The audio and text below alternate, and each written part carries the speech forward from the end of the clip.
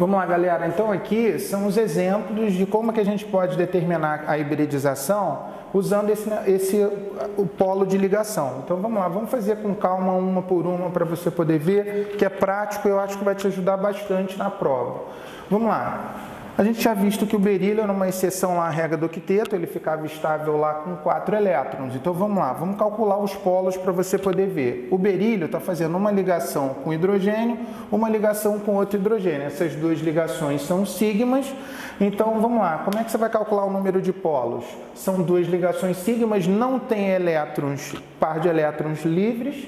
Então você vai ter dois polos. Se você tiver dois polos, ele é sp, ok? Se eu fosse fazer isso para o BF3, vamos lá, lembra o boro também é uma exceção, ele fica estável com 6 elétrons, ele vai fazer uma ligação sigma para cada átomo de flúor, não vai sobrar par de elétrons, e aí você vai ter 3, o polo de ligação vai ser 3.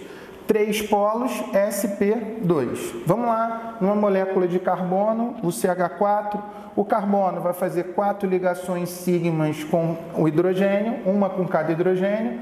Ele vai ter então 4 polos. Quando você tem 4 polos, você tem uma hibridização sp3. Ok? É uma maneira direta, mas importante para você determinar a hibridização. Vamos lá nessa molécula aqui do HCN, ver a hibridização do carbono. Vamos lá. Aqui você tem uma ligação sigma, você tem aqui, quando você tem uma tripla, 2 são πs e uma sigma. Então você tem 2 sigmas e não tem nenhum par de elétrons livres. Se você não tem par de elétrons livres, você vai ter 2 ligações π, você vai ter 2 polos. 2 polos é sp. Vamos lá. Nessa molécula aqui, o carbono, ele está fazendo uma ligação simples com cada hidrogênio e uma dupla com oxigênio. Então, você vai ter uma sigma e uma sigma. Você vai ter 3 polos. Se você vai ter 3 polos, ele vai ser sp2. Agora, vamos em umas moléculas mais complexas para vocês poderem visualizar isso. Vamos lá. Lembra do fósforo no PCl5? Ele ficava estável com 10 elétrons. Então, o que vai acontecer? Ele aqui, ele vai fazer 5 ligações sigma. Se ele vai ter 5 ligações sigmas, uma com cada cloro, ele vai ter 5 polos. Se ele vai ter 5 polos é sp3d. Ok? Vamos lá no SF6. SF6 lembra que o cloro, tanto o fósforo quanto o enxofre podiam expandir o octeto, né? O enxofre, ele vai ficar estável aqui com 12 elétrons. Ele vai fazer uma ligação com cada átomo de flúor. E essas ligações são ligações sigma. Então ele vai ter no total de 6 ligações sigmas. Então ele vai ter 6 polos. 6 polos sp3d2. Por que 6 polos sp3d2? 1 mais 3, 4, mais 2, 6 sp3d2. Ok? Vamos lembrar aquela molécula do XeF4. Lembrando que o xenônio consegue fazer, embora ele seja um gás nobre, ele vai fazer ligação química com elementos muito eletronegativos, tipo flúor e oxigênio. O xenônio, o que vai acontecer? Ele vai fazer 4 ligações sigmas com os átomos de flúor e ele vai ter 2 pares de elétrons sobrando. Lembra que ele tem 8 elétrons. Tá? Então, se ele tem 4 ligações sigmas e 2 pares de elétrons sobrando, a soma vai te dar o quê? 6. Ele vai ter 6 polos. 6 polos faz dele sp3d2, ok? Agora vamos lá. Nessa molécula que a gente viu de NO2, lembra? O NO2, o nitrogênio ficava com elétrons desemparelhado, porque ele tinha número ímpar de elétrons.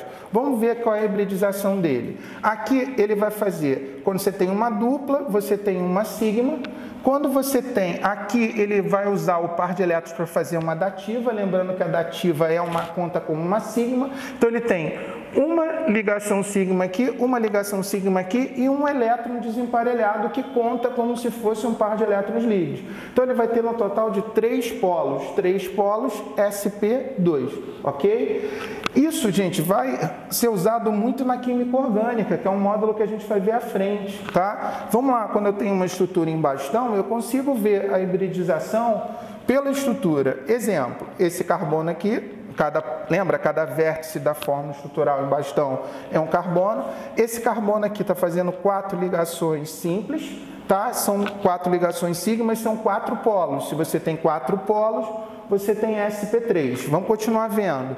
Quando você tem aqui uma ligação dupla, lembra quando você tem uma dupla, uma é π. Então aqui ele está fazendo, aqui tem uma π e uma sigma, né? Então ele está fazendo uma sigma aqui, uma sigma para cá e uma sigma com o hidrogênio que está para fora. Então ele tem 3 ligações sigmas, ele vai ser sp2, ok? Vamos lá agora para esse carbono aqui, vamos lá. Esse carbono, ele está fazendo 3 ligações com esse daqui e uma com esse daqui. Essa ligação é simples, é sigma. Quando você tem uma tripla, uma é sigma. Você tem no total de 2 sigmas. 2 sigmas faz ele ser sp, ok? E esse carbono aqui, ele também está fazendo uma tripla e está fazendo uma simples com hidrogênio, ok? Que na forma bastão a gente não representa o hidrogênio.